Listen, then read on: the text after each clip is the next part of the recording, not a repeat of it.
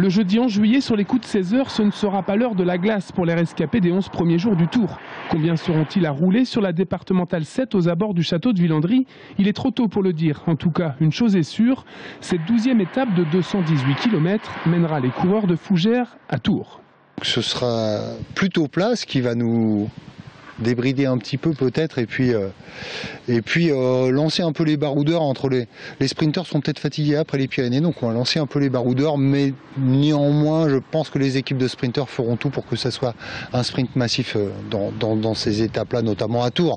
C'est la 7e fois que Tours accueille la grande boucle. Depuis Fougères, les coureurs arriveront en Indre-et-Loire par Riez, Cléré-les-Pins, Savigné-sur-Latan, Mazières de Touraine, Langeais, Lignières, Villandry, Savonnières, puis Tours, par les boulevards Churchill et Wagner, pour couper la ligne d'arrivée entre le parc des expositions et le stade de la Vallée du Cher.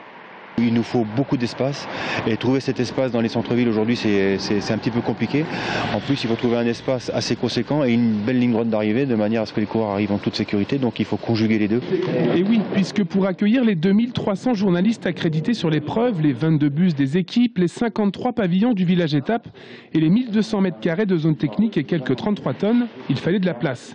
Le lendemain, le vendredi 12 juillet, les coureurs pourraient partir de la place Anatole-France vers Èvres, Truy, Genillé, Montrésor et Nouan-les-Fontaines avant de rejoindre l'Indre par Écueillé.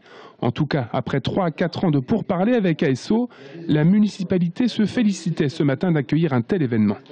C'est une grande satisfaction parce que c'est le 100e Tour de France et puis c'est le Tour de France et donc on connaît la mondialisation en communication qui est autour de cette épreuve et donc c'est une occasion formidable de faire connaître la ville et la Touraine.